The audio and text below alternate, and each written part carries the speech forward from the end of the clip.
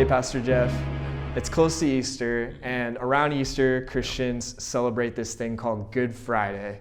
What is Good Friday? Yeah, I know it kind of doesn't make sense when you discover actually what happened on Good Friday, the first Good Friday. In fact, I remember reading a comment somewhere where someone asked, why the hell do we call it Good Friday? And when you look at that day, on that first Friday that was supposed to be good, Jesus was beaten, battered, bruised, spit on, whipped. He was crucified. He was murdered. All his homies left him. And so yet we're calling this Good Friday. And the reason why we call it Good Friday is because what he did, which was really horrible to the eyes, was so good for our soul, was so good for us. Because what Jesus did was he took all of the sins of the world. He took yours and my sins and anyone watching this sins of the world, and he put it on himself. And so that death that he died, that should have been us, because we were the ones who sinned against God. But Jesus, hey, I'm going to take the sin for you. I'm going to go on trial for you. I'm going to take this, and we did this to him. So it's like the person that we committed the crime against. He comes, not only does he say, hey, you're free, I'm gonna let you go, but he sits in our spot. He goes to prison for us. He gets killed for us. And then he says, hey, you are now free to go. So it's good for us, and that's why we call it Good Friday. I would like to follow up that with just a question in the sense of, like, you mentioned that it was horrible for Jesus, but good for us. Yeah. I would love for you to explain a little bit more of, like, why is it specifically good for us? And also, like, in detail a little bit, what was really bad about that Friday? Yeah, what's crazy is that even just before that, I think the night before that, Jesus is in the Garden of Gethsemane, and he's telling his daddy, his father, like, man, Lord, Daddy, can this cup pass from me? Meaning, is there any other way that we could make this reconciliation, this relationship between people and you happen? And immediately God let him know, like, no, this is the way. And I think it was so horrible for God the Father and God the Son, Jesus, was because Jesus at one point on the cross, he said, my God, why have thou forsaken me?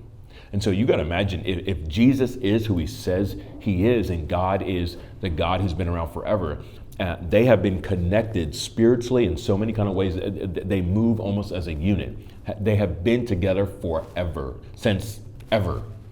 And in that moment, there was a severing because of all of the sin, all of the evil, all of the mess that we've committed was on Jesus Christ. And God the Father can't be anywhere near mess sin.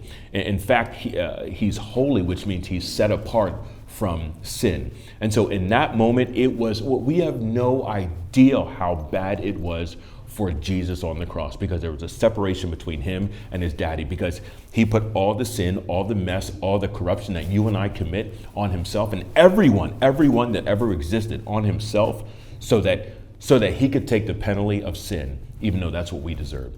So it was bad for Jesus. And that's why it just makes me think, it doesn't really matter what I go through that's horrible, that's difficult, that's bad. It doesn't even compare to the pain and the sin that was on Jesus.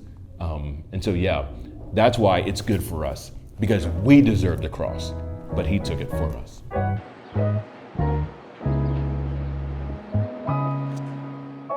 Pastor Jeff, earlier in our conversation, you mentioned sin, and I just feel like that word is a little strange, weird, maybe even misunderstood by some people. So could you define sin for us? That's good.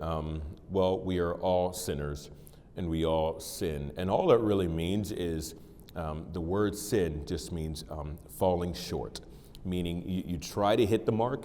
You try to hit the mark of doing right, being a good person, being this perfect person, but you can't make it. There's a target, and if you were to hit that mark of being right, you don't make it. You don't hit it. You fall short. You don't hit the mark. And we all do that.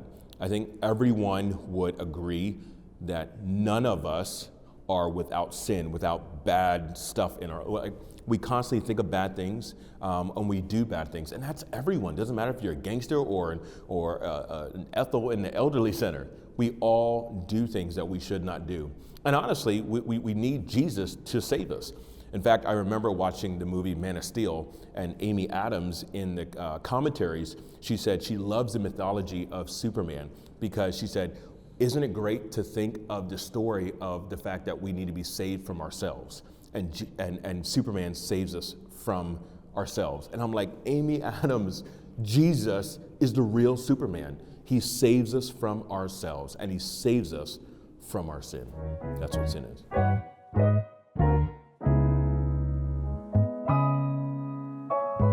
All right, I got a question for you. Why do bad things happen to good people? I'm sure you've heard it before. Yeah, man, I've heard that question so many times, and it's a valid question, but Taylor, I think that's the wrong question, man. I think everyone always asks, why do bad things happen to good people, as if all of us are good, or some people are good, or a few people are good. Here's the thing, no one is good, and regardless of that, bad things happen to everyone. Everyone has pain, bad things that happen in their life. Every single individual.